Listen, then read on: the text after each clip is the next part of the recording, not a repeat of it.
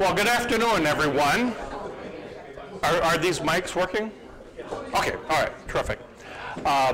Welcome to this afternoon session on closing the achievement gap. I'm Bob Wedl with Education Evolving, and we want to thank Grant and Mayor Fraser for inviting us to host these the sessions we started last week, this weekend, and also next week on trying to better define what it is that we're really saying when we talk about closing the gap, and really different ways how to do that. I'm not going to tell you what Education Evolving is, but I'm sure you can't wait to go back to your computer and go www.educationevolving.org so that you can brief yourself on what Education Evolving does.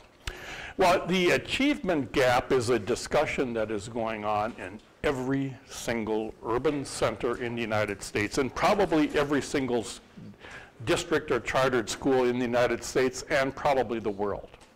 I don't have good data on the world part of it, but so what we wanted to do with the help of Don and Grant was to try to focus on a number of specific things. Last week, Dave Heisted talked about two things. What does it really mean to have? What does the gap really mean?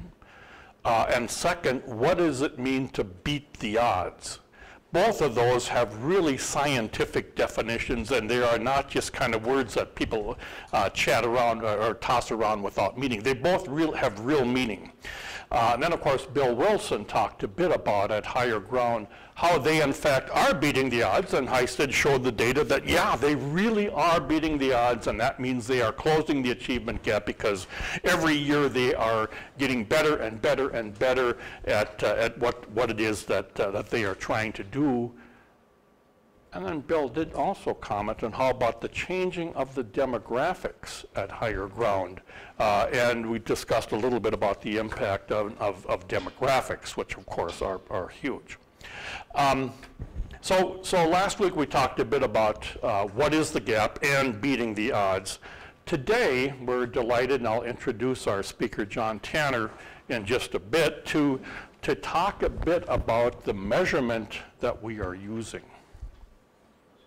and some of the issues behind the measurement. And then a week from today, we're all going to be gathered here again to talk a bit about two different methodologies and curriculum that, again, really are demonstrating that they're getting very, very significant improvement in student learning across demographics. And we're going to have Dr. Kim Gibbons with us. Kim just left the St. Croix River Education District in July, and now is the Assistant Director of the Carey Center at the University of Minnesota, a national expert in the whole RTI initiatives and how that process really does significantly improve learning and the implications of what happens as a result of that in terms of decreased kids needing remediation, et cetera. Then we're also going to have Angelica Jerebic, who started a program at the St. Louis Park High School. Really addressing how to improve student learning at the high school level when sometimes high school kids are just one step out of the door, or maybe both steps out of the door, and need to be brought back in. So those will be two examples of how strong research base, and we've talked about research, we mean gold standard research, that will show how those different methodologies are in fact beating the odds. So today we're going to be talking about measurement, and we're delighted to have John Tanner with us. And thanks so much, John, for bringing the San Antonio weather with you. John lives now in San Antonio. And while in graduate school, and we won't get into how many years ago that was, John became really enamored with the whole education effort of that time it was called the New Standards. And let's just say that his interest has not waned. And his latest book, The Pitfalls of Reform, which you're going to want to get if you don't already have it, is really a must-read for you. Like I said, he currently lives in San Antonio and is really an educational thinker and author. And much of his thinking comes, of course, from his experience. He was the director of testing and measurement for the Delaware Department of Education, an executive at Harcourt Assessment Corporation, and then he was on staff of the Council for Chief State School Officers. For those of you that don't know what that is, those are the Commissioners of Education, the national organization. So from those years, he developed what he calls test sense, which is really quite different from many of his peers in the assessment field. And John comments that standards, tests, and quality determination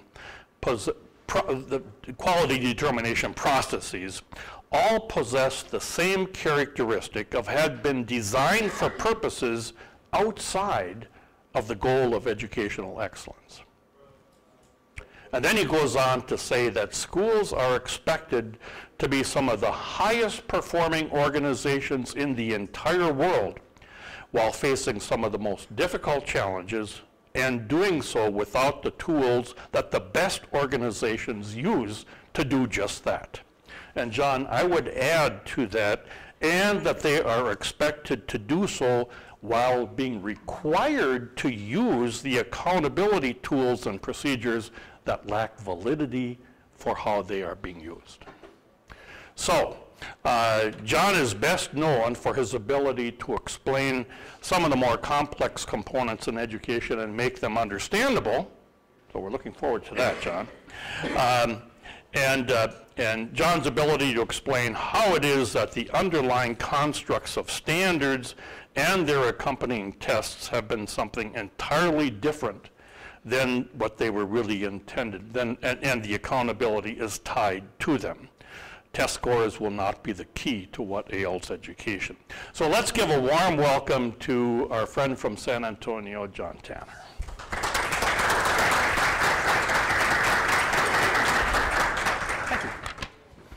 Well, I'm thrilled to be here. I wasn't born in Texas. I moved there some years ago, and when I met my wife,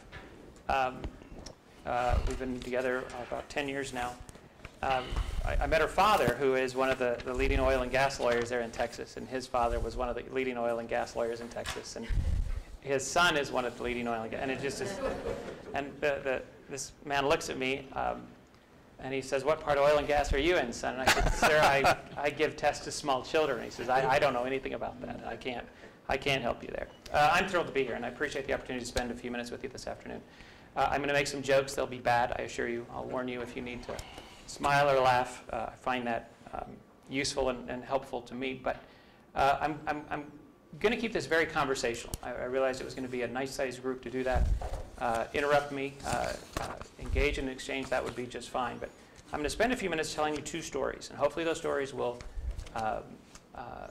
lend some light to what is, quite frequently when it comes to testing and assessment, a very complex and very complicated issue. So the first story about testing is this. I'm going to tell you how written tests originated. It's a really great, fascinating story. It happened when paper got cheap in about 17-something or other. What happened was in European universities, faculty members would interview their students at the end of a term in order to ascertain the type of mark that a student should receive for the course. That seemed to make sense because, of course, if you sit for a course, you ought to learn something and absorb something of the material. You ought to be able to analyze it and do some things with it. And the very best means for a professor or faculty member or a lecturer to ascertain the degree to which you succeeded in the course would be through an interview. And these would take upwards of a week to 2 weeks of a professor's time because, again, each student needed to receive their due diligence, if you will. When paper suddenly became cheap, it was a magical moment because what these faculty members realized was that they were asking very similar questions of all of the candidates. Well, now wait a minute, if I have the students write them down and I have them write their responses out, I'll replace the interview with the written response and I can get to my summer break about a week and a half earlier. And it was very much a practical, pragmatic solution to a very cumbersome problem. Of course, there were articles written that this was the end of education as we know it and it was horrible and so on, as you can imagine. But this was the start of written testing. This remains the single most common form of testing in the world through to today.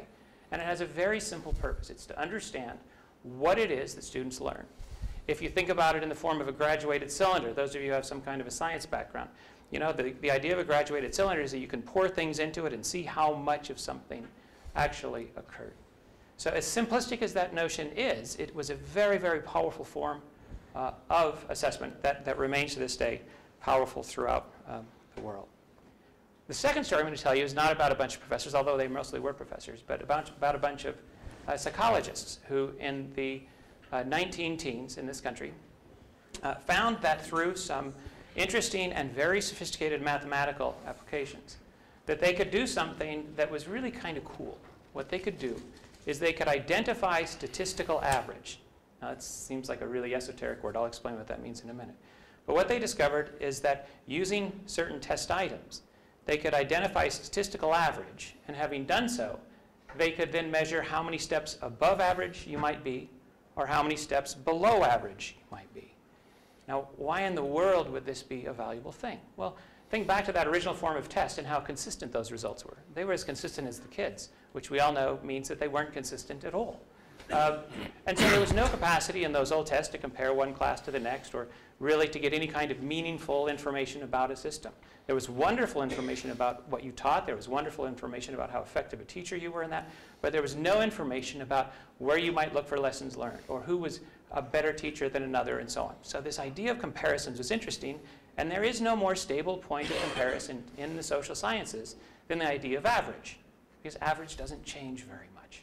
In fact, average changes very little from one year to the next. So if there's a way for you to identify statistical average, you'll have an excellent foundation for comparisons.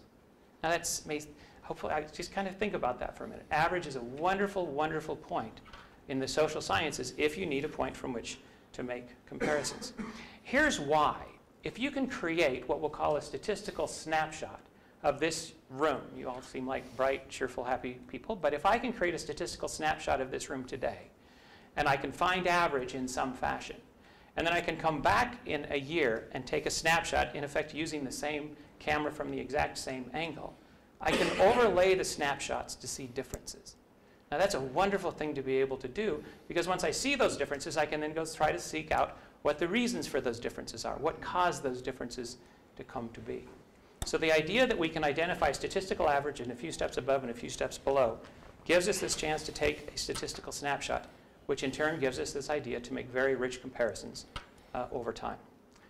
Now, the design of how you get there is what is so telling and what's so important. And go ahead and leave accountability out of this. Leave. We're just in storyland right now for a few minutes. We'll bring it down to reality here in a few minutes. But the design of those two instruments is extraordinarily telling. Now, the design of an exam that a teacher gives at the end of a course to ascertain whether his or her students learned the material consists of very specific items about, if it was Great Gatsby, well, actually, we're 1780-something, Canterbury Tales. If it's about the Knight's Tale, you're going to ask about the Knight's Tale. If it's about Chaucer the author, you're going to ask about Chaucer the author, and so on. You're trying to ascertain what the kids learned. How you build this test that gives you statistical average, though, is extraordinarily telling, and it's really quite straightforward. The way that I can divide this room in half if I wanted to do it is to find a single test item that half of you, I always get in trouble when I say you're the smarter half and you're the half that didn't get it. I think there's more important people over here. So you guys get it, you guys don't. That's probably a fair way to go. I know. I'll get myself in trouble. But pretend that I find a single test item that I can administer. And consistently, it will put this half of the room getting the item right and this half of the room getting the item wrong. I have a test that I just use to define statistical average and one step above average, those who get it, and the one step below average, those who don't. But one-item tests aren't very useful, are they? So if I add a second item that also divides the room in the same way. Now, it can't divide it differently. You can't suddenly be getting it right and you guys getting it wrong, or I have reverse discrimination. I have a bad thing. Now, who would think that reverse discrimination is a bad thing? A measurement person? I know, we're messed up. I get it. But as long as those items continue to discriminate in the same fashion, once I add 2, 3, 4, 20, 30, what I'm capable of doing is I'm capable of identifying as many steps above average as I find useful and as many steps below average as I find useful. And the amazing thing about that, because average doesn't change very much over time, I can use that over and over and over to take different snapshots of the way things are at a moment in time so as to have meaningful comparisons. Now, the limitation of that is once I have done it, once I've selected items based on their discriminatory power, I am now helpless to look inside that instrument to get any other information. I've sacrificed my ability to look inside the instrument for answers by having selected an instrument that will give me that discriminatory power. So when I need to understand why and where a difference occurred, I can't look in the test. I can't look in the instrument. What I have to do is I have to push that to the side and go out into the school, into the classroom, into the places where the exam was administered to see what differences I can find there. Who made decisions in what way, how did they make them, and so on and so forth. So the design of this is incredibly important. One test doesn't have anything to do with average, it has to do with what was learned. That's why it's very common on those kinds of exams to see the worst possible score on the exam be 60, 70% of the items correct, because the student is trying to demonstrate how much of the stuff they've learned. It's why in a test that is based on the idea of rank ordering, which is what a test that starts at average and counts steps above and steps below does, it's why that particular test has just as many kids scoring at the bottom end as the top end. It's why one test is entirely predictable. It's why I can look ahead and predict scores on a test based on average, assuming that average didn't change. And it's why I can't do that at all on a test designed to tell me what students learn. The design of each of those tests, therefore, has huge and incredible limits on what you can do with those results. Take the first test, for example, the one that the teacher created in order to understand how their students did. You can answer how much a student learned by that exam. You can use it to inform instruction. You can use it to make changes in the delivery of what you've done. You can use it to think about your practice in very direct and very instrumental ways. But you certainly couldn't compare those results. You couldn't compare two classrooms. You couldn't have any meaning from doing that sort of thing. That's not its purpose. For a rank order test, here are the things that you can do with that. You can compare classrooms. You can compare schools. You can compare students. You can compare from one year to the next. You can compare things over time. You can use it, and here is its use, and here is where I find this kind of an instrument to be the most useful.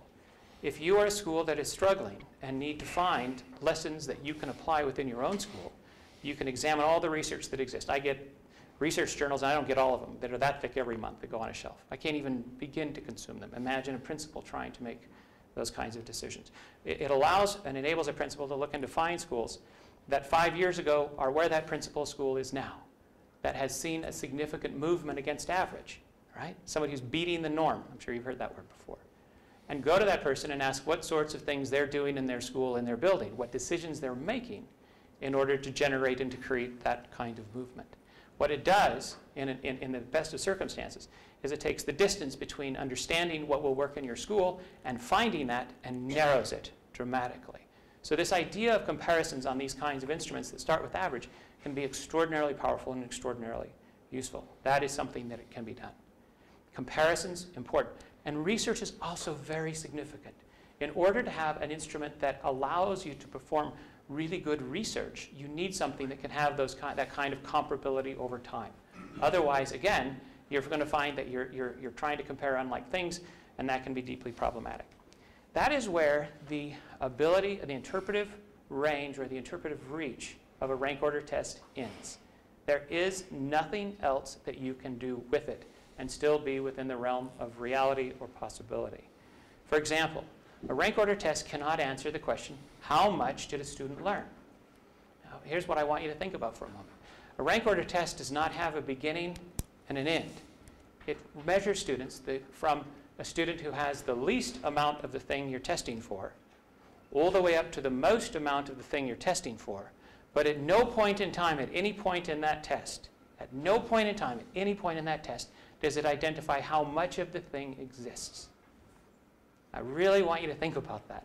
At no point in time does it say, this is the amount of learning that took place at this point in time.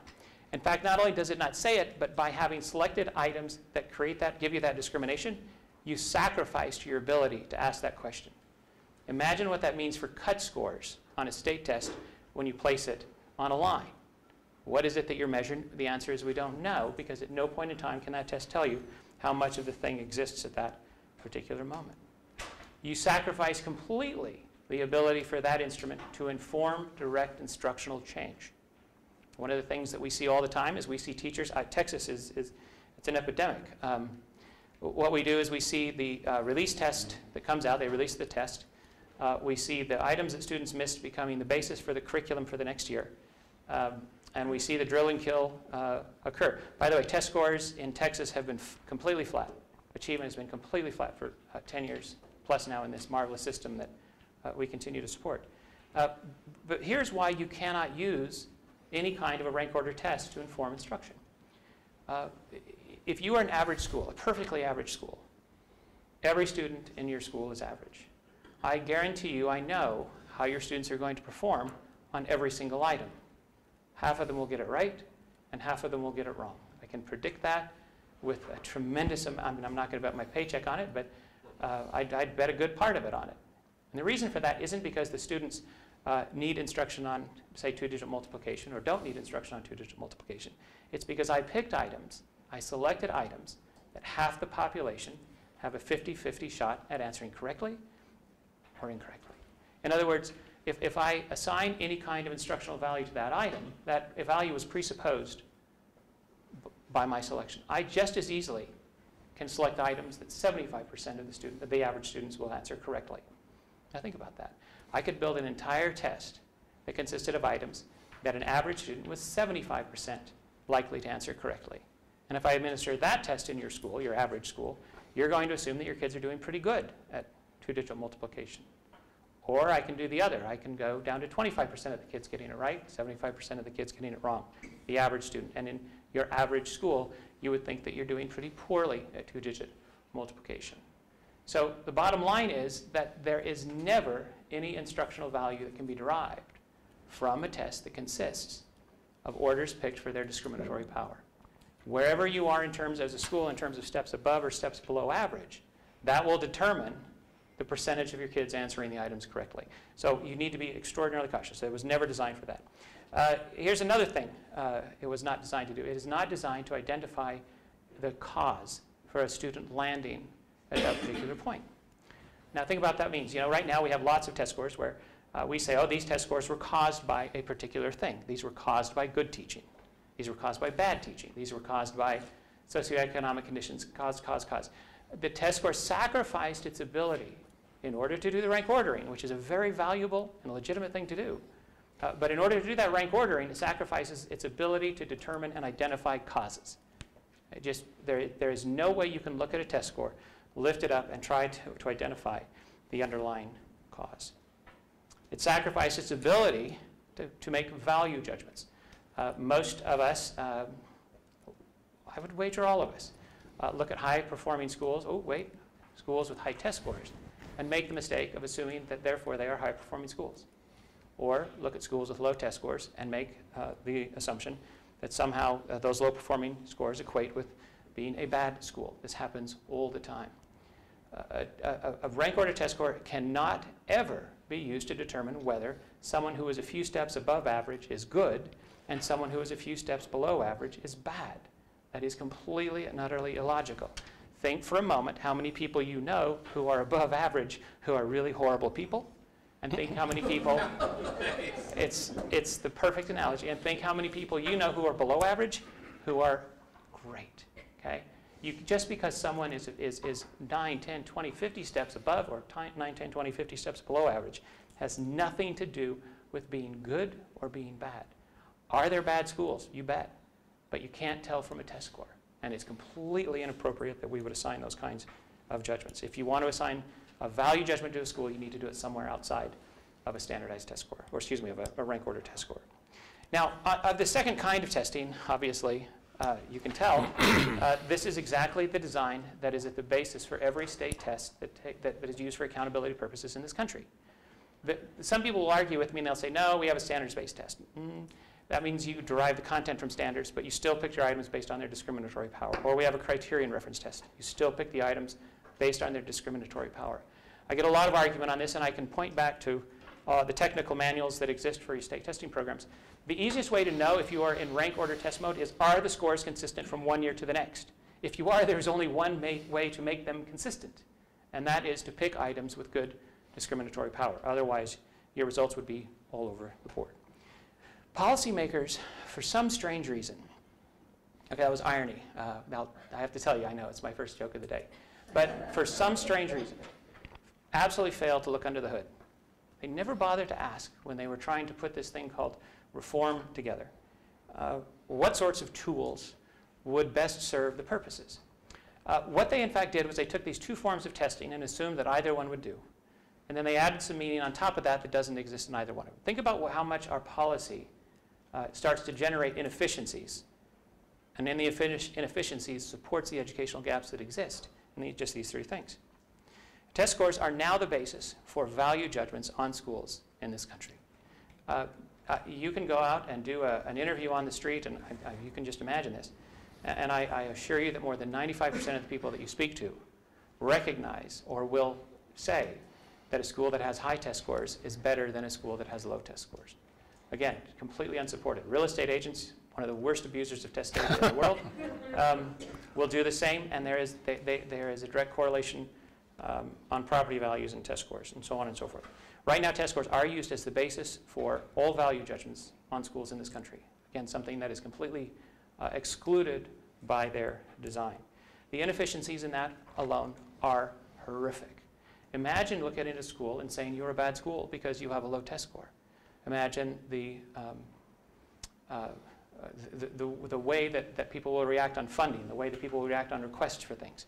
That school will be immediately, in all likelihood, forced into a remedial program. That school is, in all likelihood, forced into, in Texas, a teach-to-the-test approach.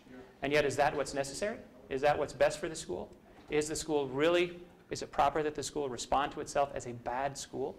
Again, that answer is certainly not in the test.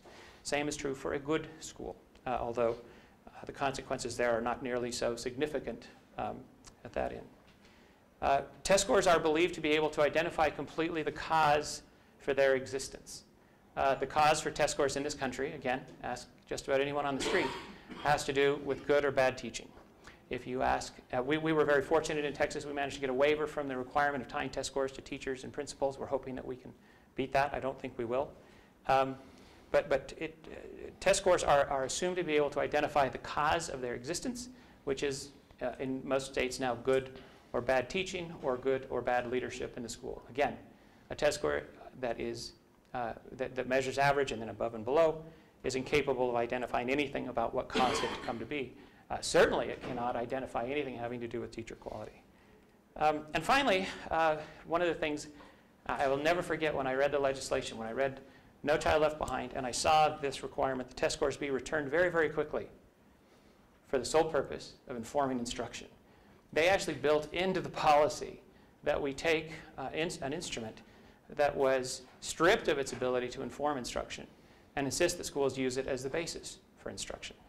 Now let me see if I can give you what I believe to be an incredible consequence of that.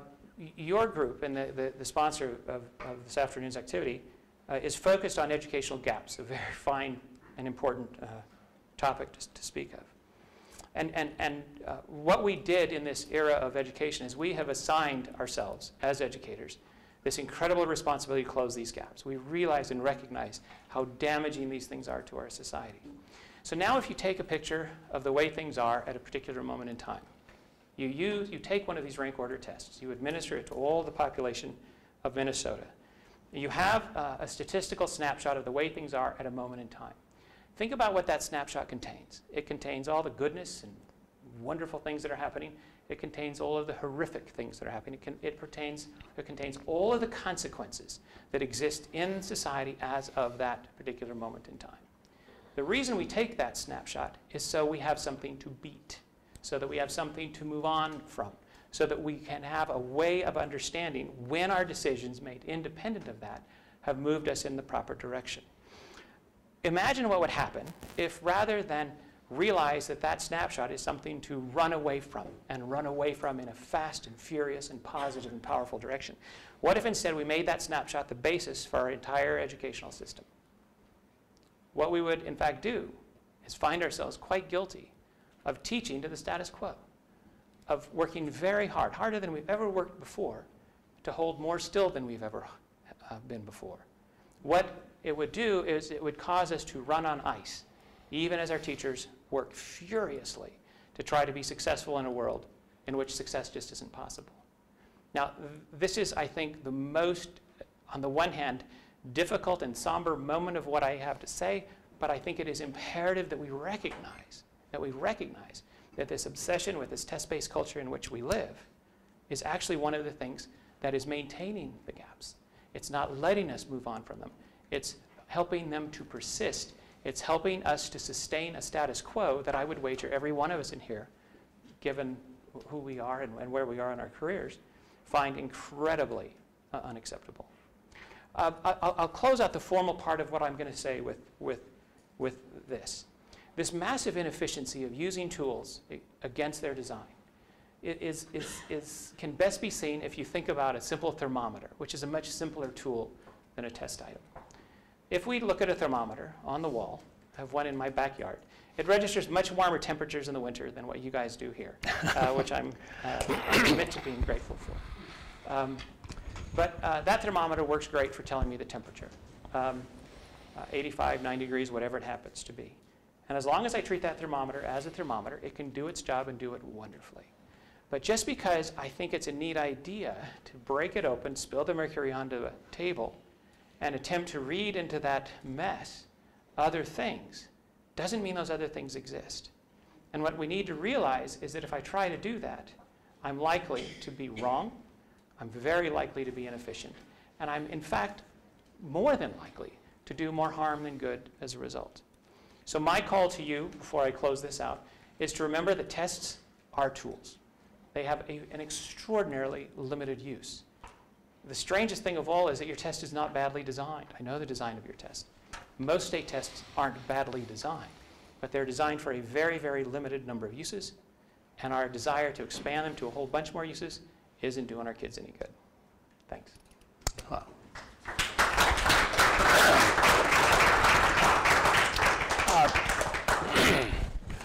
Well, John and I are going to have a little discussion while you jot down some questions that you might be having. Just maybe you can clarify something. You know, people often talk about grade level. And people say, well, grade level, kids aren't performing at grade level. And 20 years ago, people were saying kids weren't performing at grade level. Is grade level the same now as it was in 2000 or 1980? That is actually a great question. So grade level in my testing world comes from the good old days when we did, remember norm reference testing? Oh, those were wonderful days. Stanford Achievement Test, Terra Nova, Iowa Test of Basic Skills were just the three popular ones when probably most of us were in school. What we did with those exams was we not only took a picture, a snapshot of the status quo, we didn't stop there. We got a little more sophisticated with the picture, and we took the picture and we asked ourselves questions like, okay, if we took all of the pictures, you know, we took a picture at 3rd grade, 4th grade, or, you know, age, it didn't matter. We just took lots of pictures among all the kids from kindergarten all the way to high school.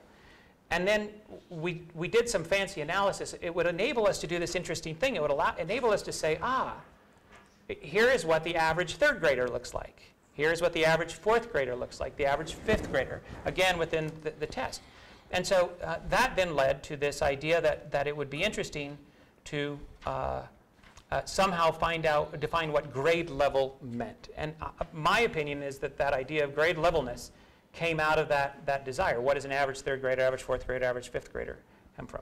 Today, I think the term is badly misused because we say we want kids to be on grade level, but we have too many definitions of that. We don't have definitions of that in our state tests. We just don't. They don't have norming studies attached to them, so technically they can't do it. There are at the younger grades some instruments that are still normed in that fashion. But grade levelness is a function of norms, and unless a test has it, it's not going to be able to give you any sense of that. No state test has norms attached to it. They just don't. It would be too expensive to do. Sure. The Phi-Ed teachers frequently say, if we want to know how high a student can jump, we watch how high the student can jump. We don't give them a test about, a paper or pencil test for them to write down how high they can jump. How do you see the more adaptive measures? Are they just more useful for instructional purposes, or can they ultimately be aggregated for some kind of accountability? You're talking about like adaptive tests? Yeah. Like the Smarter Balanced, okay. If you wrap your mind around this idea that at each grade I'm going to take a snapshot with 40 items, that's one way to think about it. But there's actually, with computers and mathematics, I can actually take snapshots that let me put each child in the average position. Okay, that blows people's mind when I say that. I'll say that again. With adaptive testing, I can take a snapshot of each child that lets me put the child in the average position, not the test. What that does is it gives me the same precision in the estimate for every child as to where they're performing. In a fixed form test where I just have 40 items, the kids who are way at the top and way at the bottom, I have error bands around that are massive. I'm not even sure if the kids should be there. For kids in the middle, I have a high degree of precision, and I am pretty sure that those kids should be there. All that adaptive testing does, and I think it's a wonderful tool, is give me a more precise estimate for every student. The advantage adaptive testing has and this is most adaptive testing, is that if a child is significantly below grade level, forgive the term, but it's we're used to it, and I think they're really an underperforming child, I can have just as precise estimate for that student in 10th grade as I can for a student who is doing really well. The value of that is by having a precise estimate, I can now track movement. I can now see the differences and then go outside the test to try to see what caused that.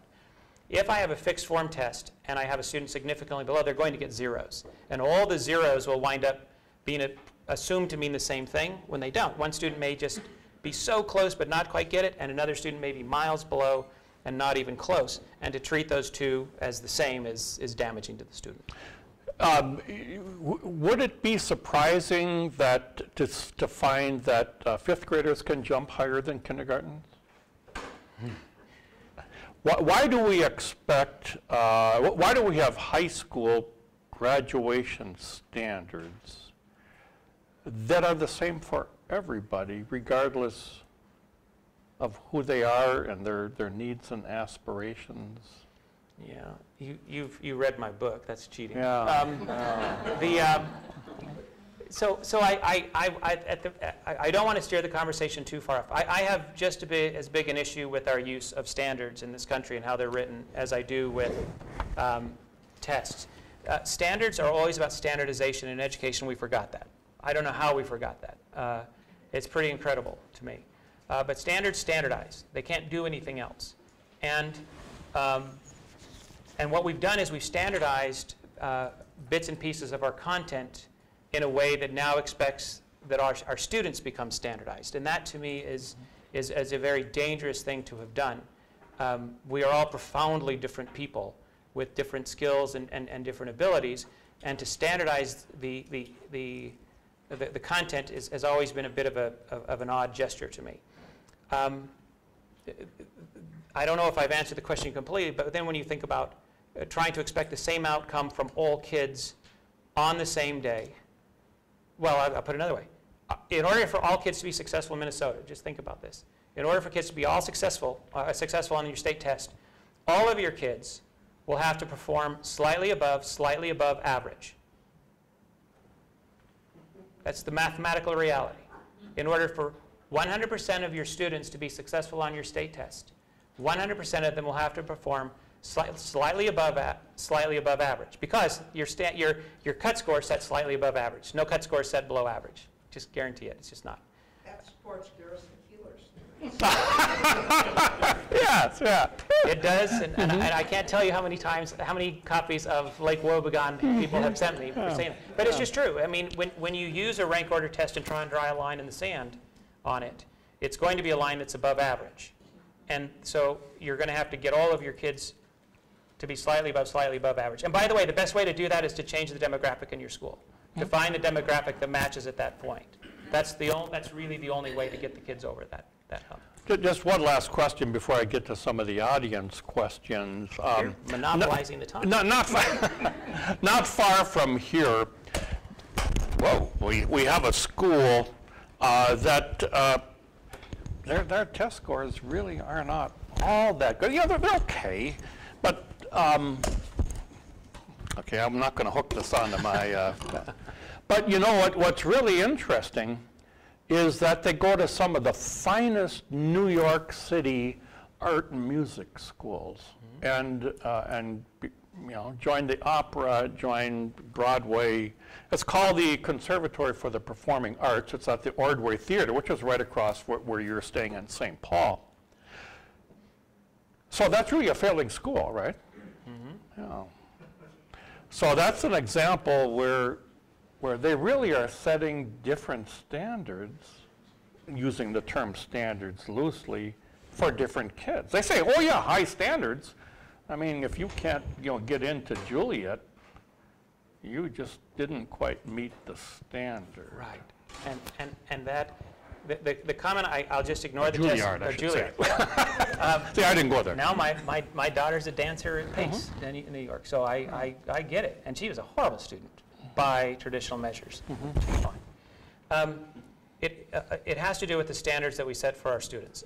The standard that it sounds to me is being set in that school is that all kids will be excellent. That's a standard. You can have a standard that says all kids will write well. I'm not saying win, but they need to write well. A standard is not students will write in a variety of genres for a variety of purposes. That's not a standard. There are kids who can write excellently who can't write in a variety of genres for a variety of purposes. So we have to ask ourselves which standard really matters. As to test scores, think about when I divided the room in half, okay? The bright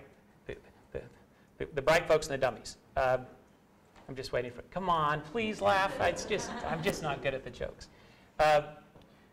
Think about the fact that when this group answered an item correctly and this group missed it. Well, wait, I've got something backwards going on.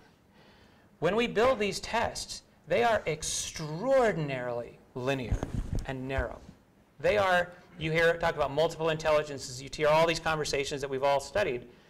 A test goes after an extraordinarily narrow range of that.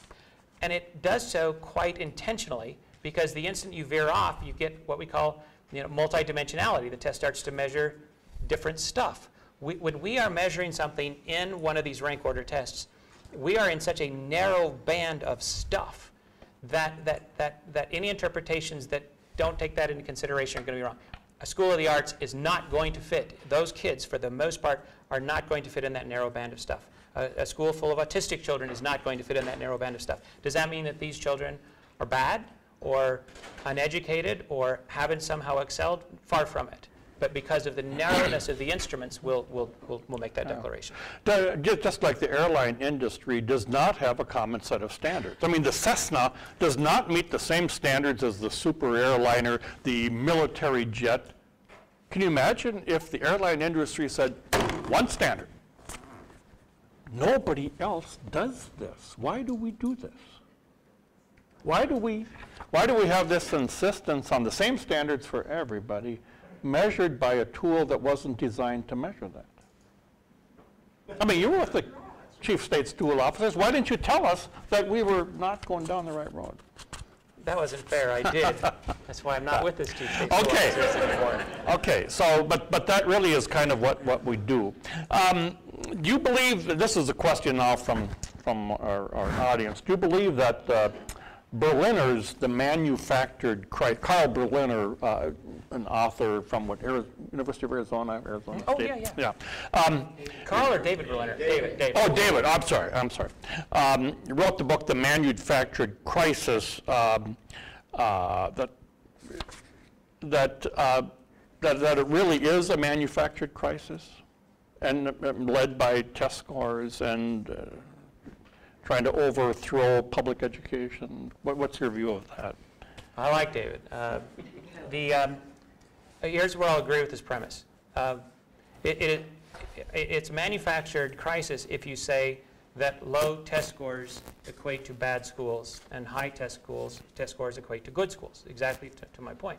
Think about the crisis think about the crisis you create in a low-performing school when you do that, especially when you draw a line in the sand and say all the schools down here are bad and all the schools above here are good. You just manufacture a crisis for all those schools down below that says you need to get higher test scores, which starts teachers thinking they should teach the test, which starts teachers panicking, which creates this circular motion which causes them to stand still. You're about gaps, right? So now think about what happens to the schools who are above the line. They're free to do whatever the heck they want. They're free to focus on college prep. They're free to focus on higher order thinking skills. They're free. We actually exacerbate the gap. So the manufactured crisis that David talks about, I agree. I think we do that. I actually would take it a step further and say not only are we manufacturing a crisis, we're causing the crises that do exist in our education gaps to maintain and to widen. So I would agree with them. And so that's what you were saying before, that the system then just primarily drives the current system just to do better, try to do better, work harder, work longer, add more days, more hours. If we do all of those, but we continue to work within the current paradigm, we still won't move. We won't move anything. Okay. That's my argument. And by the way, the data are supportive of me. I find it boring when people put statistics in front of me, so I try not to do it for folks. I hope you don't mind. They're in the book, which will put you to sleep in a heartbeat, but they're there in the book. Remind us again, what value does rank order have? So I get this question a lot. There is no better tool used properly. You have to put that in quotes because there haven't been too many times since rank order testing was introduced to the world where it's been used properly. By the way, the first edition of Stanford, 1921, was used to cull out gifted students so they could be separated differently. And some of those early psychologists I talked about, if you want to read about them, they really liked writing for this magazine called Eugenics Monthly.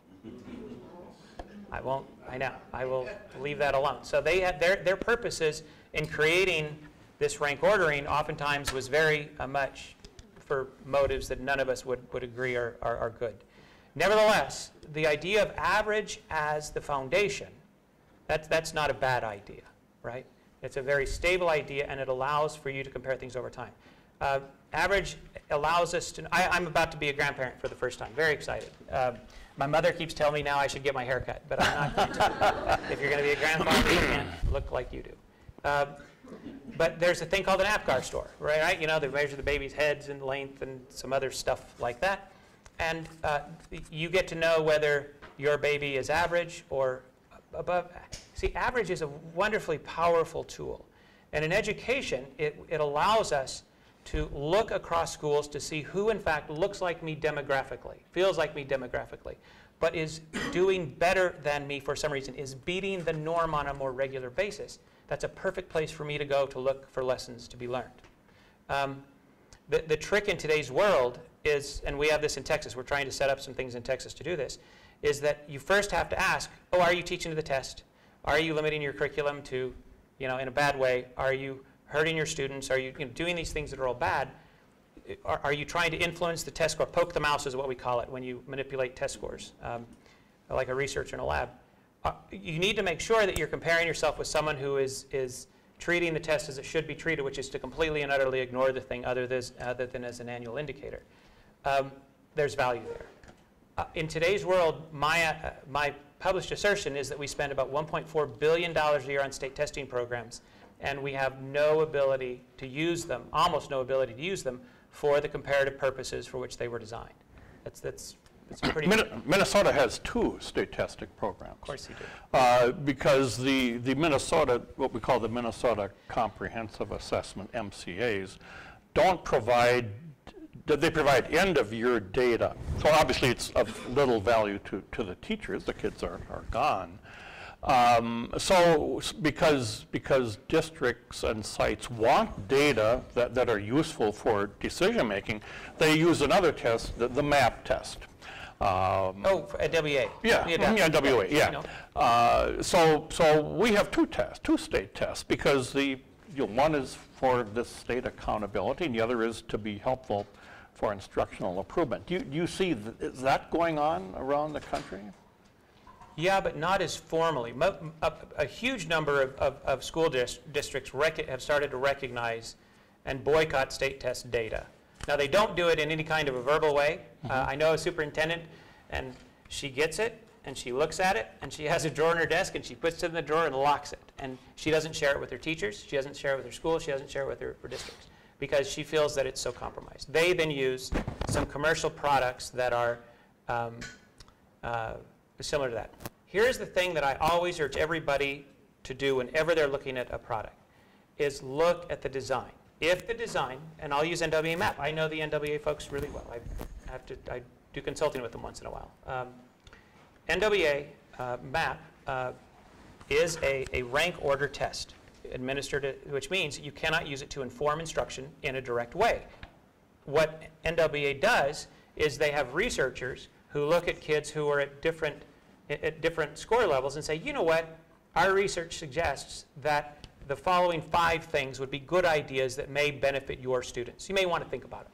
But it requires the teacher to be a professional and to make a judgment and say, well, that's just the dumbest thing I've ever heard. I'm not doing it. That doesn't match my kids. Or, hey, those are good ideas. So you know, you have to really look at what the design of the test is for. Many commercial tests, they'll use the word diagnostic. Okay, no rank order test that I just described can function as a diagnostic. It cannot tell you what is wrong. There are commercial tests all over that say this is a diagnostic, this is a screener, this is going to predict your state test scores, and blah, blah, blah. Be very, very wary would be my advice on that. Okay. 2 tests, I get it.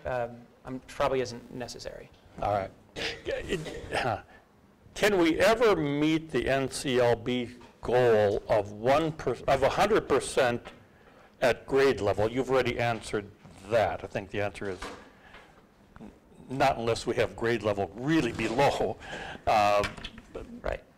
So the whole notion that all kids are going to be successful. That's a goal. All kids. All kids cannot be successful in the system as it is designed today. There is a small mathematical chance that we could get there. And it has to do with the fact that if we all decided to ignore the test, 100% of us, and we all just decided to move our average, we do peg average, the score at the first average, that first snapshot we take. So if all of us together could pick up and move the snapshots along over the next 5 years, there is a mathematical chance that the lowest performing student in 20 years could be performing at or above the average student of 20 years ago. Mm-hmm. Good luck. I mean, that's it's just mathematically, it's not mathematically impossible, but it's just impractical as long as we put accountability on a tool that's designed to measure steps above and steps below average. Then going back to our school down the road, where the kids perform really high in music, going back to the question about all kids, being successful. Now we do define what we mean by proficiency. Right. So even if we could get to that level with all the kids down the road, the difference in the definition of proficiency varies across the country, doesn't it? Okay, there are several pieces to your question that are important. One is that the way we define proficiency in this country is we find a score that is about 2 steps above average, and we draw a line in the sand. That line in the sand represents a socioeconomic condition that exists at that moment in the snapshot. So proficiency in our country is highly, highly, highly, highly, highly correlated to the socioeconomic condition that exists at that point in the snapshot.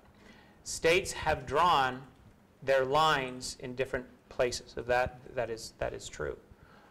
All of those lines, however, are equally meaningless. None of those lines mean what everybody thinks they mean, which is at this point a student has learned enough of the stuff to say they're proficient. But the line can't mean that because the test gave up its ability to answer the question how much stuff exists at that point in time. Boy, I wish somebody write that down. 'Cause I need to remember that, because I haven't said it that way before, and that was really, I'm going to have to try to remember that later. I'm working on another book, so. Okay. What do you think of in terms of some of the demographics? Here, this question says, race classification perpetuates myths that physical traits, race, correlate with intelligence and character, et cetera. How does this enter into the whole testing arena? Yeah, this one's testing makes a mess of this. So let's just be honest. I mean, if you are a poor minority child in this country, you are likely to be in a disadvantaged environment. Just a fact. If you are a rich majority person, you are likely to be in an advantaged part. Now, there's nothing good or bad about that. It's a fact of life. And because a test score is designed to reflect the facts of life, it's going to show those relative positions. So there's no denying that there are advantages or disadvantages to finding yourself at different places. And there's no denying that different segments of our population will find a higher proportion in various points along the way. But that's identified only to take a snapshot so that then we do something about it. And we have to know where we stand in order to get away from where we are. The biggest problem I have is that we take that snapshot and use that as the basis for building our educational system, which preserves it. So, you know, race and poverty are extraordinarily powerful forces in this country, and as long as they are, they'll be reflected in the test score. And we will continue to see them in the same places in test scores as long as we treat test scores as the basis for what we should do instructionally. So we're creating a vicious circle. If we want to get out of it, we can. We're our own worst enemy on this one, I argue. Okay, let's move forward to organizations that really know what they're doing. Higher education. Our good friend Commissioner Pogamiller is with us. I'm not. I pass. I liked him. I thought he was a nice fellow. So now we use ACTs and you know other measures to for colleges to use for selection. Right. But also in Minnesota, and I'm sure around the country as well, more and more kids are completing college-level work in high school. Mm-hmm. So how do we transition, or do we transition from ACTs and SATs to looking at how many courses of college have you already completed, or maybe you've already got your AA degree while you're in high school? Is this another way to help determine readiness for post-secondary? Well, that's interesting. Some of the questions in there are measurement questions, and some of them are others. I'll focus on the measurement pieces for a moment. So if you have a standard that I talk about, I've written articles about, and I talk about in Pitfalls, is the all students should write well standard. Just I'll do a slightly longer answer on this, but this is my favorite standard in the world. I discovered it when I started teaching writing at the university as a graduate student, and after 2 semesters I realized I was really bad at it. And I was really bad at it, I felt, because after the first paper I gave grades, and what I noticed is that the grades I gave at the end of the semester were the same grades that were on the first papers. And I thought, well, what the hell have I done for these kids? I mean, they're just as bad or good a writers as they were when they walked in the class. So I read this crazy guy named Peter Elbow. I have to give Peter Elbow credit. I don't know if you know who he is. Nutso guy out of Evergreen State. Really great guy. And I went in that fall and I said, if you want a C in my course, you will write brilliantly once. If you want a B, you'll do it a couple of times. And if you want an A, you're going to do it a couple of more times, and good luck. And all the athletes got up and walked out. And but it was the most it's the moment that got me into the world of education and standards, because people heard about that experiment and they said, that's what a standard is. That's what a skills-based standard is. You don't let any kid get out of here without success. So I had kids who then would earn C's who were great writers, but they were just happy to take the thing and focus on other courses. I had kids who were terrible writers who cried when they got their C. I had kids, the whole gamut. Here is the most remarkable comment that came to me over and over and over again. You are the first teacher in my life who expected excellence of me.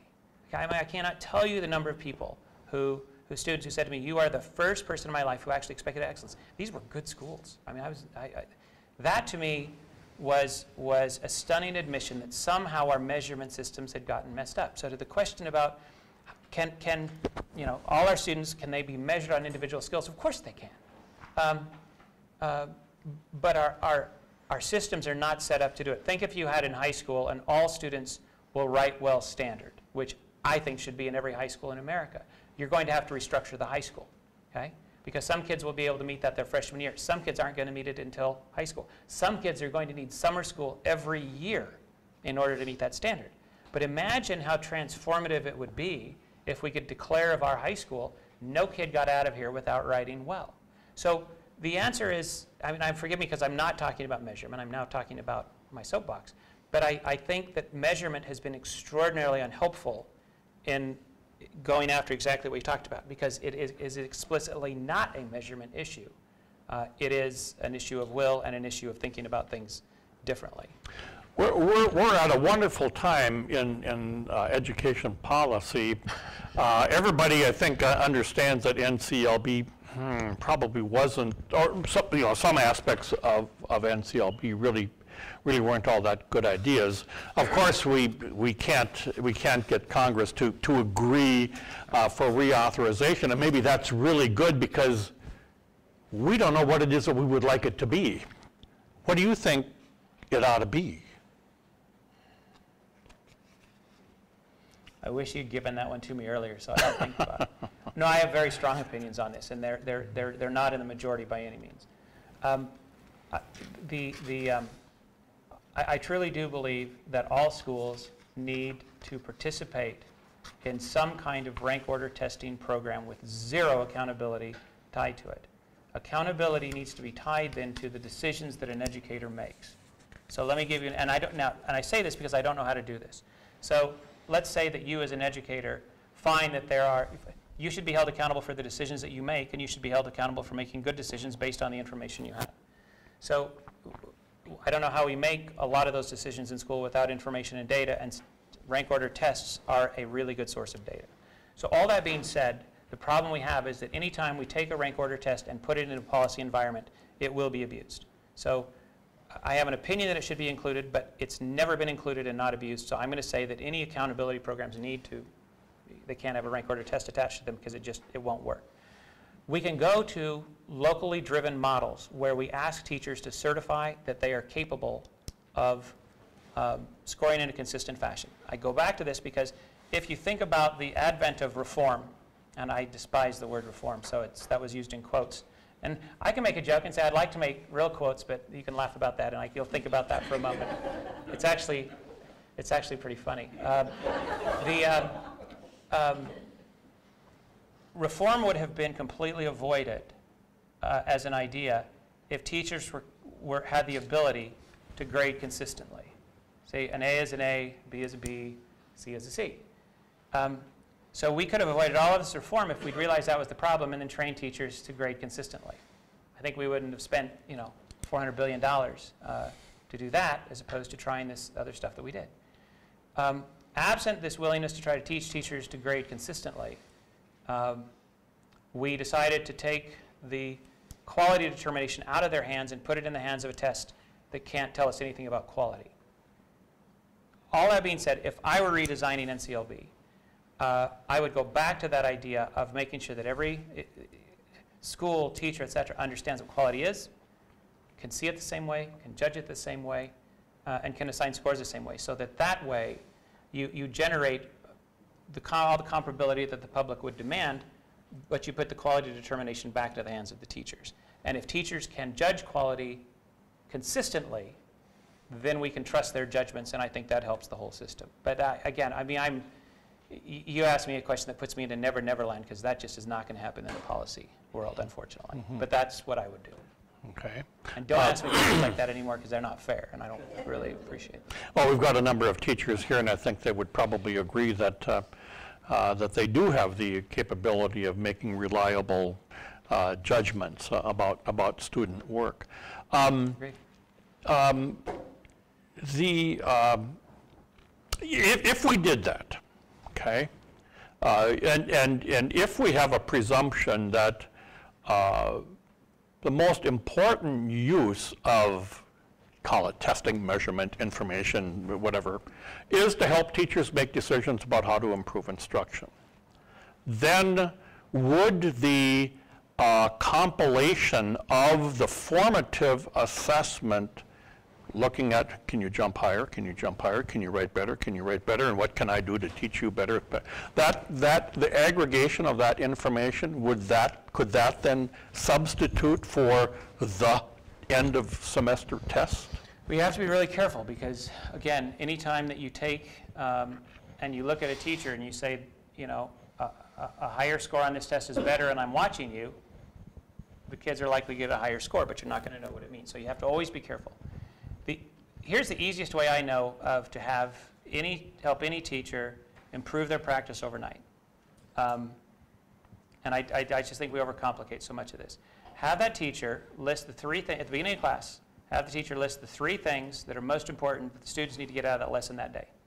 At the end of class, have kids write their name at the top of a page, because kids won't answer questions if they don't write their name at the top of a page. Answer the 3 questions.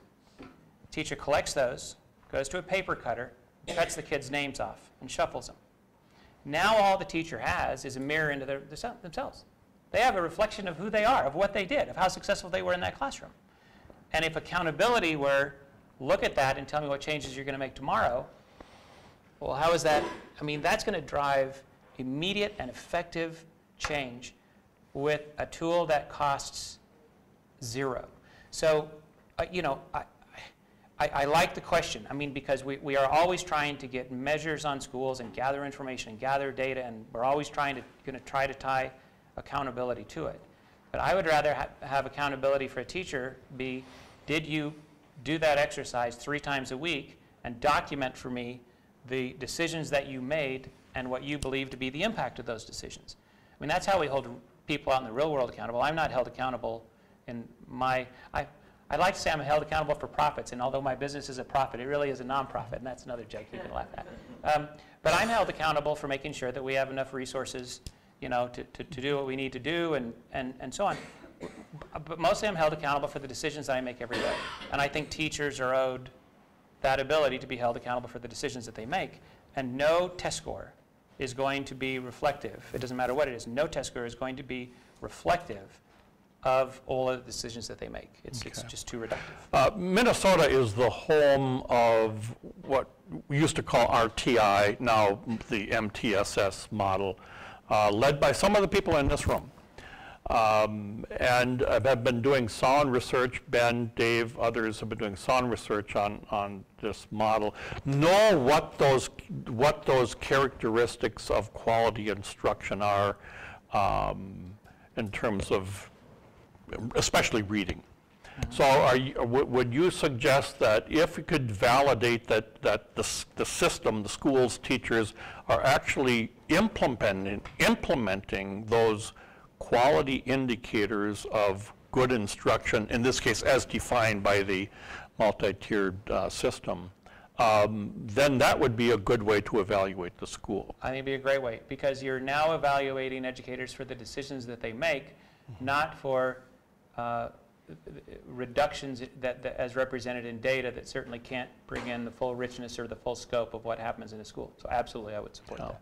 And guys like Ben could say to 3rd grade teachers, you know, if Johnny Tanner can read 129 words correct per minute at the end of 3rd grade, hey, he's in great shape. That cost you nothing, and it also was very valuable for instructional purposes. So, Agree. Yeah. Okay. Well, all in favor of that, say signify by saying aye. All right. I'm out of the questions that you. Well, here's one. I think you probably answered it, but how do we change testing? And I'm assuming that when we say testing, we really mean measurement. Some of it is the standardized test, but there are some of it is jumping 5 feet.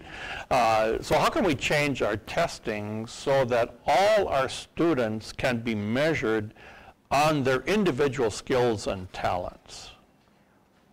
Okay, so read that again because it's... How can we change our testing so that all our students can be measured on individual skills and talents? Okay. The answer is there is no test that will measure all their kids on their individual skills and talents. By definition, a rank order test is an extraordinarily narrow, very linear piece that goes after one thing and one thing only. So I could actually build you an instrument that measured. I could actually build you an instrument that measured for. Just think about it theoretically, if we could. Creativity, okay, an important skill that every kid's need, or perseverance, or all these kinds of skills. And I could build you a rank order test that would say, here's the rank order on perseverance. This child is above average, and this child is below average. But that's as of a particular day. That's a snapshot at the end of the year. What I care about is that the student persevered, or that the student expressed creativity. And you don't express creativity or persevere in a testing environment. So the answer to the question is that if some of these skills are things that are important, don't try to test them, because all you'll do is reduce them to something that they aren't. But you certainly, I love elementary school stuff. The running record and the kinds of things you do with young children, these are quality at its core. Can a child count to 100 by 5s? Let's go. How far can you go? Well, you made it to 50 today. Let's make it to 55 tomorrow. There is no reason that that exact methodology can't be applied in high school when it comes to these particular skills. I'm not a fan of portfolios. I know that strikes a lot of teachers' hearts. They're just too cumbersome, and you don't get a lot of benefit out of them in my mind. But checklists in high school about these things can be marvelously successful tools for inculcating these skills, for teaching these skills, for having teachers demonstrate the skills, because kids do need to see them demonstrated, and then for kids to demonstrate the skills in their own authentic practice. There are ways that you can record things that students do and capture that as a measurement activity, but not as a test activity. Okay. Well, one of the things that I think good measurement folks are trying to do and doing well, trying to make sense out of the data with all the demographics that we've got with us in this country, is to try to move towards more of a value-added models of data analysis. That doesn't mean that the testing information is all that great, but how about that model of analysis to try to factor into all the variables that we've got? Okay, so value add is really interesting. It started as a model, an optimization model, and I've always found this very helpful to think about value add as to what is it really saying. So it started as an optimization model where, let's say you're a school counselor and you're trying to place the child in one of 20 classes. And you'd like to know which class offers the student the greatest possibility of maximizing their success. Value-add models were created to take all of the data from, say, a school or a set of schools or a set of classrooms and massage it in such a way that they could then take that student and find something out about that student and then say, that student is most likely to thrive in environment A or in environment B. So the models were built with that kind of optimization in mind. What accountability folks looked at is they said, well, if that teacher is doing the best job at adding value for students like that, let's hold that teacher accountable for adding value. That corrupts the model the moment that you do that. Because, again, at no point in time when they said you're likely to receive the greatest benefit from this environment, they're not defining what the benefit is because the test can't tell you what it is. I like value-added analysis very much when it's used as a snapshot. You remember I said here's a snapshot and here's a value-added models can give you another way of creating snapshots that let you see differences. The mistake we make is assuming that we know what the value added means. We don't know how much was added. We don't know what that means. We don't know anything from the test. But if you see incidences where patterns emerge, and some of the value-added models show really interesting things about patterns, when you see those differences, I would argue accountability is the wrong thing to do with that, my opinion. The right thing to do with that is to say where I see something where somebody is really beating the norm, push the test data away and go ask those teachers what it is they're doing. What decisions did they make that they believe led to that kind of significant improvement? And they may say, oh my God, their hormones all shut down for the year. They're fine. It doesn't have anything to do with me. It's just they stopped being crazy. It could be I got a whole different demographic this year. It could be something clicked in my own practice, and this is the first year where I got it. It could be those are the worst children I've ever seen in my whole life. There are a million reasons to cause, but what you can do is you can go look to see what lessons there are to be learned there that they can then be applied to others. I think the value-add models are a very elegant way of taking snapshots. I think they're encouraging some misuses because we think that what we see in that is something that's being caused by a teacher. That's the major inference. And I don't think that inference is there for us to be made. That's my My friend Hector Garcia is with us today, and thanks, Hector, for joining us. Hector comments from time to time, because he works with immigrant populations. He says, you know, almost all the kids from families that I work with can speak 2 languages. And then other kids can speak 3 and 4 languages. They're probably not quite there in English yet, but of course they've only been here for a couple of years. Would you rather have your kids speak 2 or 3 languages and not quite be where you want them to be in reading, or is that just another excuse?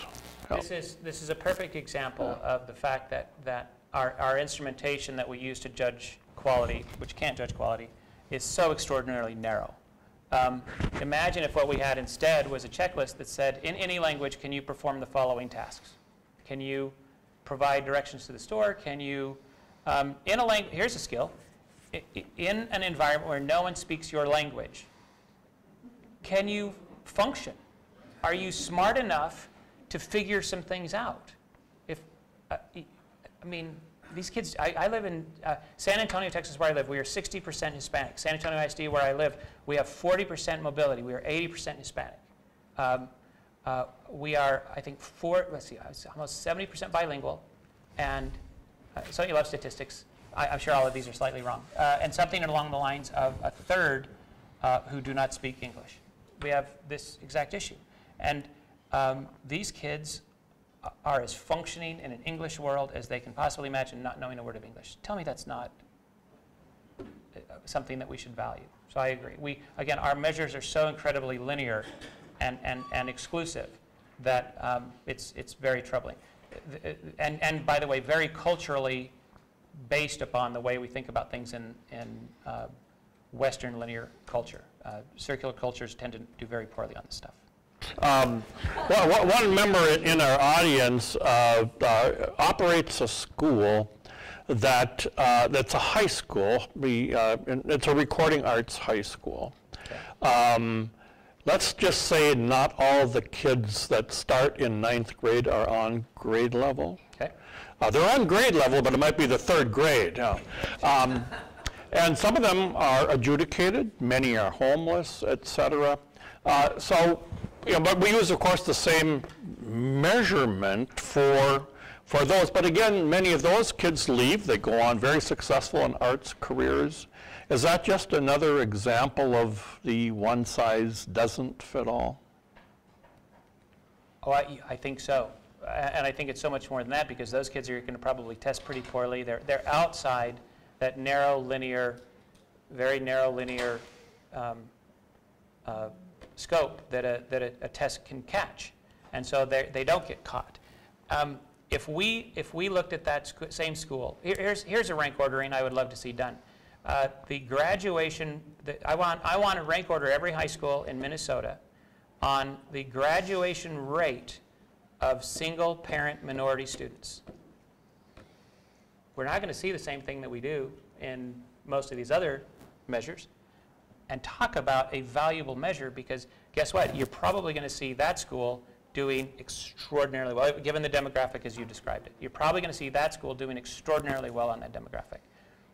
Well, that's great. What other things can we, how else can we view a school so that we can start to capture all of the richness that exists and all of the things that we're being successful at? If I were a principal of another school that matched that demographics, and I had lots of single-parent kids in my school that were poor, and I found someone who's doing successful, you can bet I'd be banging on their door to find out what is it that you're doing to capture the hearts and minds of these students and move them forward.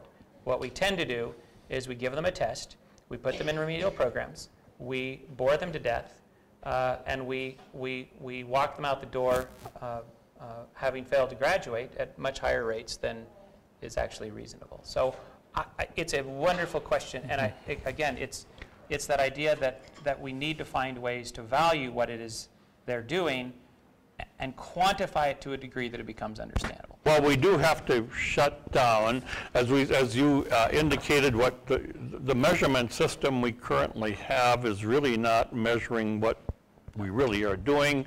We're very, very narrow, and I would hope that that the good news is that that we will be able to get something better out of NCLB, and that's our job. So let's get on with it. So thank you, John Tanner. Thanks very much.